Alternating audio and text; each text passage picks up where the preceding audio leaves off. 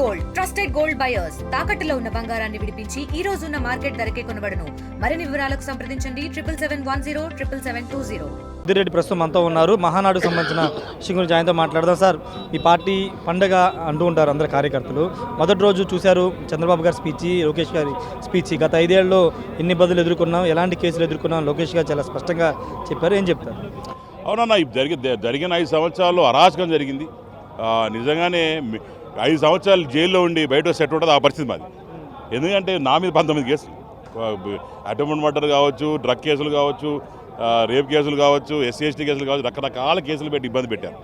ఈరోజు ఇవన్నీ ఎదుర్కొని ధీటుగా నిలబడి ప్రజల కోసం ఉండి ప్రజలకి చెప్పి ఏం తప్పు జరుగుతుందో చూపించిన తర్వాతనే ఈరోజు ఆ ప్రజల దగ్గర గెలిచి, వాళ్ళ ఆలోచనలో గెలిచి, వాళ్ళ మనోభావాలు గెలుచుకొని, వాళ్ళ ప్రేమ గెలుచుకున్న తర్వాతనే ఈరోజు మేము ఎమ్మెల్యేలు అయిన తర్వాత మా మొదటి మహానాడు కాబట్టి ఓ పండుగ వాతావరణం. ఎందుకంటే కార్యకర్తలు ప్రతి ఒక్కరు కూడా ఈ రోజు కోసం వెయిట్ చేస్తారు. ఈ 3 రోజుల పండుగ అనేది సంవత్సరం అంతా వెయిట్ చేస్తే, ఇప్పుడు ఒక బర్త్డే వచ్చినట్టు మాకు కూడా సంవత్సరం అంతా వెయిట్ చేస్తే ఈరోజు ఈ తెలుగుదేశం పండుగ వస్తుంది.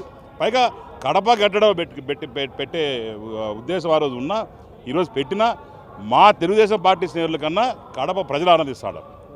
వాళ్ళు ఇంకా హ్యాపీగా ఉన్నారు. ఈరోజు ఆ రాక్షసుడిని ఓడగొట్టాం, కడప నుంచి బయట జరిగాం. ఈరోజు కడపలో లేడు, కడప చల్లబడ్డది, మంచి వర్షాలు పడుతున్నాయి, హ్యాపీగా ఉంది.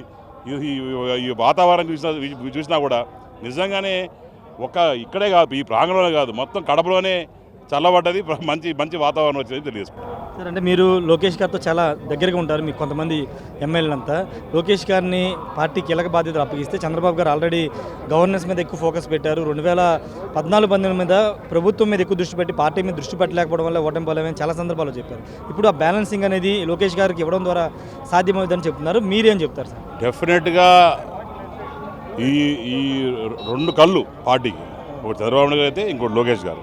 ఒకరు ఫ్రంట్ ఎండ్ నుంచి ఒక బ్యాక్ ఎండ్ పనిచేస్తున్నారు. సో ఇంతకుముందు బ్యాక్ ఎండ్ పనిచేసే మనిషిని ఫ్రంట్ ఎండ్ తీసుకొచ్చి ఒక వర్కింగ్ ప్రెసిడెంట్ చేస్తే ఆయన కూడా చేదోడువాడిగా ఉంటాడు. ఆయనకు కూడా 7 పదుల వయసు వచ్చింది కాబట్టి వచ్చే రోజుల్లో ఆయన కూడా దగ్గరుండి ఏమేం చెప్పినా ఆయన దశాదిశ నిర్దేశించిన తర్వాత వర్కింగ్ ప్రెసిడెంట్గా ఈయన పెట్టుకొని ముందుకు తీసుకెళ్ళి చేసే పరిస్థితి ఉంటుంది. మీ అందరం కూడా మనస్ఫూర్తిగా హార్ట్ఫుల్గా లోకేష్ గారిని వర్కింగ్ ప్రెసిడెంట్ చేసేదానికి సిద్ధంగా ఉన్నాం.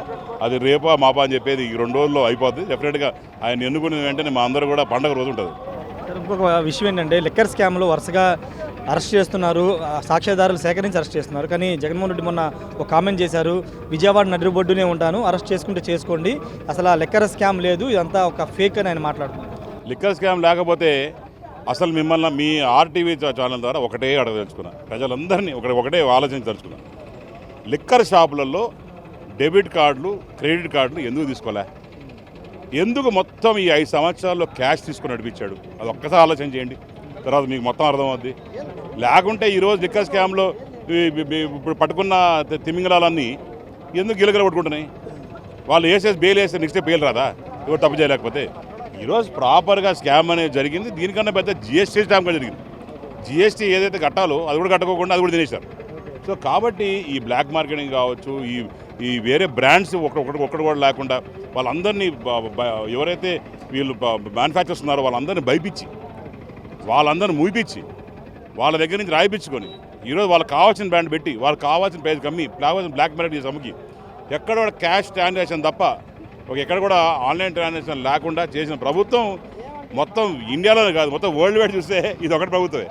సో కాబట్టి వాళ్ళ ఉద్దేశం ఏ రకంగా ఉంది, వాళ్ళు తప్పు చేశారా లేదా అని మీ ప్రేక్షకులకు అర్థం కాదు. ఫైనల్గా మీ జిల్లా సంబంధించిన మాజీ మంత్రి రోజా మీద ఏడాది అయినా ఇప్పటివరకు కనీసం ఆమె టచ్ చేయలేకపోతున్నారని మీ కార్యకర్తలే సోషల్ మీడియా మాట్లాడుకుంటున్నారు. ఎందుకు ఏందన్నా, ఇప్పుడు రోజా అంటే ఆమె ఏదో నోరేసం పడిపోతుంది కాబట్టి పెద్ద ఆమె ఎవరైతే నోరేసి పడిపోతున్నారో వాళ్ళ పార్టీలు మంత్రులు ఇస్తారు.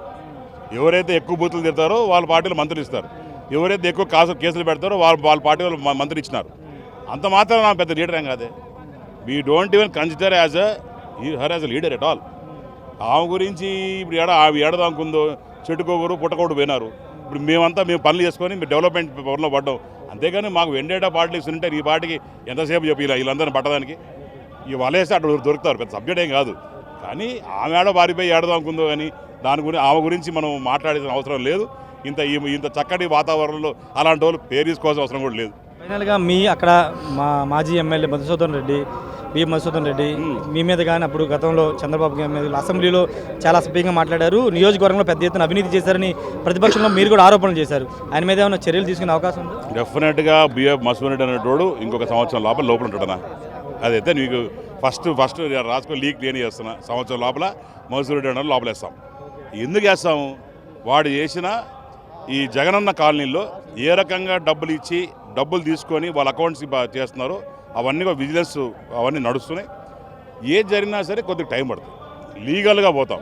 ఈ లోపల వేసామని తీసుకొచ్చి ఏదో కేసులు పెట్టి వేసాడు కాదు. ఒకసారి లోపల పోయినాడంటే 5 సంవత్సరాలు లోపల ఉండాలి. కాబట్టి మేము అన్నీ కూడా ప్రాపర్గా ఛానలైజ్ చేసుకుంటూ ఎక్కడెక్కడ ఎవిడెన్స్ తీసుకుంటూ అక్కడ అందరు ప్రజలతో మాట్లాడుతూ ఎక్కడెక్కడ ఇబ్బంది పెట్టినాడు, ఎక్కడెక్కడ ఈ ల్యాండ్ ఫ్రాడ్లు వేసినాడు, ఇవన్నీ కూడా రెడీగా ఉన్నాయి. ఆధారాలతో పాటు అన్నీ తీస్తున్నాం. అవి తీసేదానికి టైం పడుతుంది, వేసేదానికి టైం కాదు సార్. పోయాడంటే బయట రాడు. Thank you sir. ఖచ్చితంగా బిఎం మధుసూదన్ రెడ్డి ఖచ్చితంగా అరెస్ట్ అవుతారు. అవ్వడం అనేది ఖాయం. ఖచ్చితంగా ఏడాదిలోపు బిఎం మధుసూదన్ రెడ్డి అరెస్ట్ చేస్తామని మా బోజల సుధీర్ రెడ్డి అయితే చెప్తున్నారు. మరోవైపు లిక్కర్ స్కామ్కు సంబంధించి ఖచ్చితంగా ఆధారాలతో అందరినీ అరెస్ట్ చేస్తామని చెబుతూ ఉన్నారు. మాజీ మంత్రి రోజాని పట్టించుకోరు, ఆమె ఎక్కడికో పారిపోయిందని కూడా బొజ్జల సుధీర్ రెడ్డి అయితే చెప్తున్నారు. Camera person Srinivas Rayish RTV Mahanadu నుండి. ఇండియా పాకిస్తాన్ తాజా అప్డేట్స్ కోసం డౌన్లోడ్ చేసుకోండి RTV లైవ్ యాప్.